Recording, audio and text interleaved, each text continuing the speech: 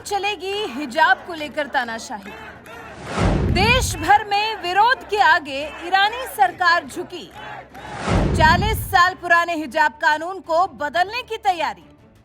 Iran में हिजाब के खिलाफ पिछले करीब 3 महीने से जारी विरोध प्रदर्शन के आगे आखिरकार सरकार को हार माननी ही पड़ी है। सरकार को देशवासियों की आवाज को सुनने के लिए मजबूर होना ही पड़ा है। सरकार को हिजाब कानून बदलने की तरफ एक कदम उठाने के लिए तैयार होना ही पड़ा है। सोचिए, 40 साल पुराना हिजाब कानून, लेकिन अब और ज्यादा नहीं। अब सरकार को कानून के विरोध के आगे, प्रदर्शनकारियों के आगे घुटने टेकने ही पड़े हैं। तभी तो ईरान की सरकार ने दशकों पुराने इस कानून में बदलाव का विचार बना लिया है। 16 सितंबर ही वो तारीख थी जिस दिन 22 साल की महसा अमीनी की पुलिस कस्टडी में मौत हो गई थी।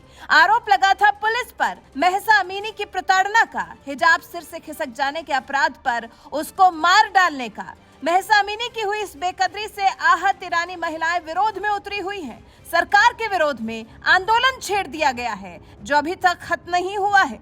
महिलाओं ने हिजाब उतारकर सार्वजनिक रूप से जला दिए, अपने बाल काट लिए, सैकड़ों लोगों की जानें चली गईं। एक कानून के विरोध में ईरान में हंगामा मचा हुआ है। करीब 14,000 लोगों को गिरफ्तार किया जा चुका है। 16 सितंबर से यह हंगामा बदस्तूर जारी है। विरोध प्रदर्शन, चीख पुकार से ईरान का माहौल गरमाया हुआ है, जिसके बाद अब लगता है सरकार ने इस कानून में बदलाव करने का मन बनाया है।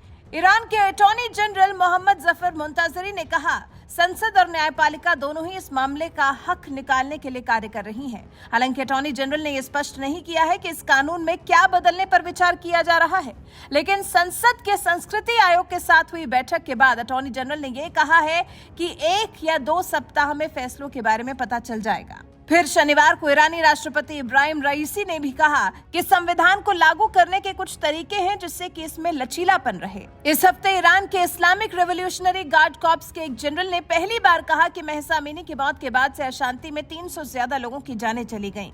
ईरान के शीर्ष सुरक्षा निकाय सर्वोच्च राष्ट्रीय सुरक्षा परिषद ने शनिवार को कहा कि विरोध प्रदर्शनों के दौरान मारे गए लोगों की संख्या 200 से अधिक है। उन्होंने दावा किया कि इस आंकड़े में सुरक्षा अधिकारी, नागरिक और अलगाववादियों के साथ साथ दंगाई भी शामिल हैं। वहीं ओस्लो स्थित गैर सरकारी संगठन ईरान ह्यूमन राइट्स ने जो आंकड़े बताए हैं वो काफी अलग हैं। ईरान ह्यूमन राइट्स के मुताबिक कम से कम 448 लोग देशव्यापी विरोध प्रदर्शनों में सुरक्षा बलों द्वारा मारे गए हैं। संयुक्त राष्ट्र के अधिकार प्रमुख वोल्कर तुर्क ने पिछले हफ्ते कहा था कि विरोध प्रदर्शन में बच्चों समेत 14,000 लोगों को गिरफ्तार किया गया। सोचिए, वो साल था 1983। इस्लामिक क्रांति के 4 साल के बाद अप्रैल 1983 में ईरान में सभी महिलाओं के लिए हिजाब या फिर कहें हेड स्कार्फ अनिवार्य कर दिया गया था, जिसने अमेरिका समर्थित राजशाही को उखाड़ फेंका था।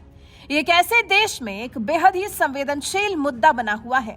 यहाँ रूढ़िवादी सोचने पर मजबूर किया जाता है। इंसान की जिंदगी से ज्यादा, उसकी आजादी से ज्यादा उस पर नियम कायदे हावी है। महिलाओं को तो जो नियम कायदे कानून में जकड़ कर रखा गया है, इसकी कहानी कुछ अलग ही है। हालांकि इस बार महिलाओं ने हार नहीं मानी, सरकार के हर जुल्म को सहा। किस लिए? इसलिए ताकि आगे आने वाली उनकी पीढ़ियों के लिए यहाँ रहना आसान हो सके।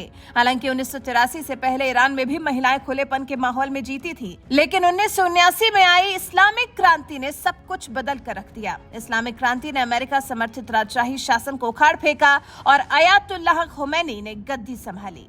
अयातुल्लाह ने सबसे पहले शरिया कानून लागू किया। अप्रैल 1983 में ईरान में सभी महिलाओं का हिजाब पहनना जरूरी हो गया। अब मुल्क में हालात ऐसे हैं कि 9 साल से ज्यादा उम्र की बच्ची या फिर कहे महिला, सभी के लिए हिजाब पहनना अनिवार्य है।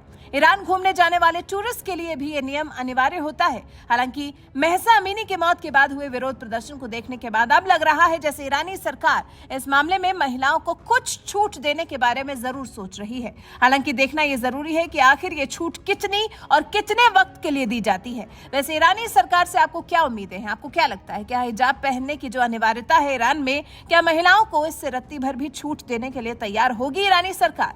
आपके क्या विचार हैं? कमेंट कर हमें जरूर बताएं।